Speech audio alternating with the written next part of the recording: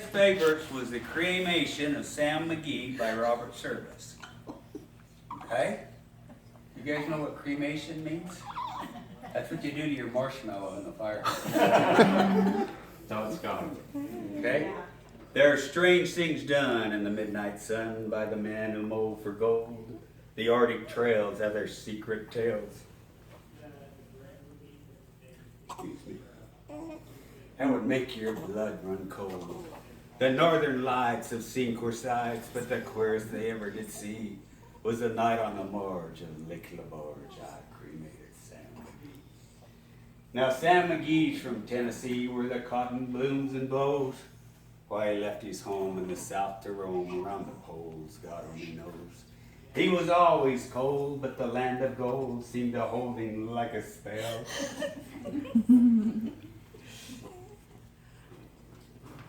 I wouldn't do that. But he'd often say in his homely way, I'd sooner live in there. On Christmas Day, we were mushing our way over the Dawson Trail.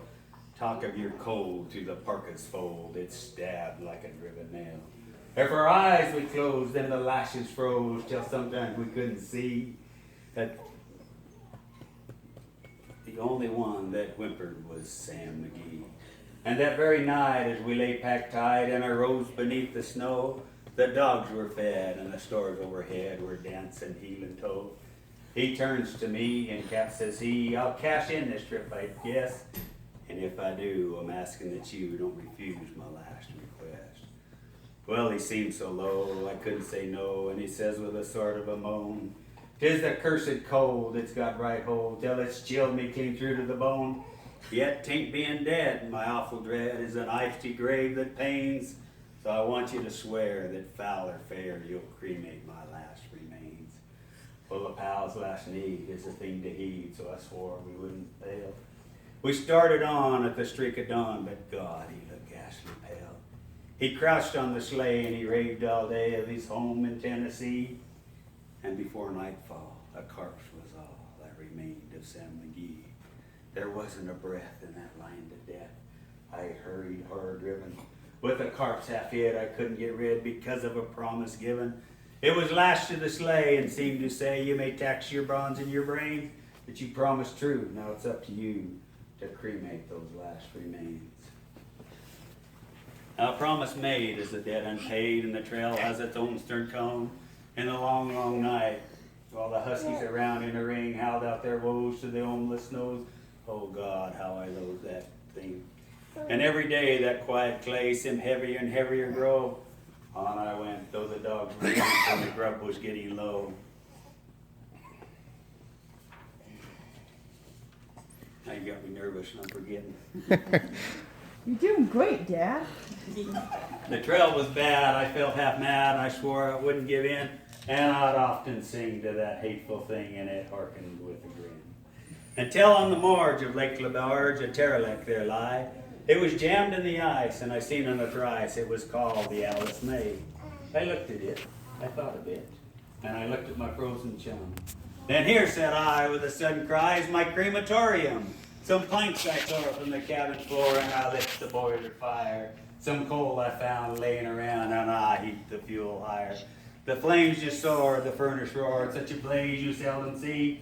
And I burrowed a hole in the glowing coal, and I stuffed in Sam McGee. Then I took a hike, for I did not like to hear him sizzle snow. The heavens growled, and the huskies howled, and the wind began to blow. It was icy cold, yet hot sweat rolled down my cheek, and I don't know why. And the greasy smoke in an eking smoke went streaking down the sky. I don't know how long in the snow I wrestled with grisly fear, but the stars come out and danced about. Here again I ventured near. I was sick with dread, but bravely said, I guess I'll take a peek inside. I guess he's cooked, it's time I looked, and the door I opened wide. And there sat Sam, looking cool and calm in the heart of the furnace roar.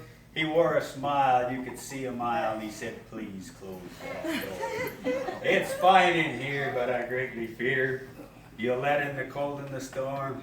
Since I left Plum Tree down in Tennessee, this is the first time I've been warm. Let's see the crooked mouth. because I never did learn that one. Come on, you gotta do it. Dad, please. Rhonda did that one. But Yeah, I'll give you Ron. one more. Lyle and I and Lou punched cows from the time we were this big to great big. And we robbed trains, and Lyle jumped the stagecoach and fell off and broke his arm and left me with 300 head of cows to move. Him and Stephen went to the doctor. He broke his arm first, and then I broke my wrist, and then he broke his arm, then I broke my elbow, and then he broke his arm. I got bucked off a horse and broke my other arm. He fell off a lamb and broke his arm. Yeah, fell up. So every other summer, one of us was on a horse. The horse. This one's called Little Buckaroo, and I wrote this one from my kids. Let me get the right one. But thank you guys for staying. That was great. Thanks. Hey, wait, Thanks for Grammy being wants on, to guys. touch Good you. to see ya.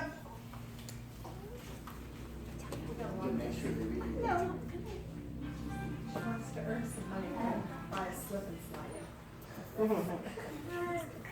Everybody's gotta have an entry or they can't leave. Crap. You were in Sorry, we didn't let you know No, in no advance. Mine was dessert. So I'm good. Oh. But when we were moving cows, Uncle Leif and Uncle Arthur were old. They were in their 50s. Oh, be They were careful. old. Oh my gosh. And all they did was drove the truck and told us what to do. So as soon as they were out of sight, we did whatever it took to get the cows moved, okay? And I should have filled the pop can. I didn't do that. But. So this poem is a combination of all the things Lyle and Lou and I used to do. And it started out being called ground beef, but it turned into Little Buckaroo. Little Buckaroo bid you here this way, and a tale I'll tell of another day. It won't be in just a little while, I'll put a twinkle in your eye and on your face a smile. It started out on a hot summer day with the herd all going a different way. My pony was a sweating and just plumb tired of me a cussing the likes I was hired. For it was one of those days, dirty and dry, dusty and hot, the kind that would make your ground man cry. For we just plodded on hour after hour till I got to wishing for a good summer shower. But without a cloud in sight, that was foolish thinking. When I sloshed my water and it was hot, not fit for drinking. Did you like that? Then I spied an old beer can there on the ground, so I filled it full of pebbles and I rattled it around. Because I knew what had happened when I shook that can. Sure enough, those critters took off and away they ran. As they ran, they felt the need to relieve themselves with a little green feed. Like a checkerboard, it covered the trail, so with a hoop and a holler, I followed with a yell. From my point of view, it looked just great, because me and my pony, we beat them to the gate. Now, with those critters in the pasture, it was a pretty scene, just like a painted picture, peaceful and serene. We started back on that first swell. A little bit later. Need some water, Dad? First swell.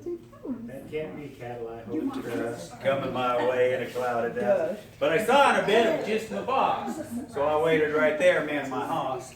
I thought for a moment he'd lost his mind, for where he drove no road you'd find. He was in his four-wheel drive with a chrome-plated rollboard to keep him alive. He always wore those always wore a three-piece business suit with a pair of handmade wing-tipped ostrich-covered boots. I knew not the reason for such a hurry, but it wasn't in me for needless worry, so he slowed a bit as he hit the trail. I eased back, swung my leg over the swell, for I knew he'd bounce a bit on that last bump, and then out of the pickup he would jump. But he was in such a hurry, he slammed his suit in the door, and I could tell from the sound he'd wear it no more. Then he started ranting and raving and carrying on, just like he was singing his old little song. He was fit to be tied and jumping around, but not once did his eyes ever scan the ground. I could see the need for me to speak up, but he's the boss, you don't interrupt. So I just watched those fancy boots made by hand, knowing full well where they're going to land. Pretty quick it happened. He got a green-covered boot with several spots splattered all over his suit. I hid my grin, for he just stared. To utter a word I wouldn't have dared. He continued on for about an hour, like some king shouting from the tower.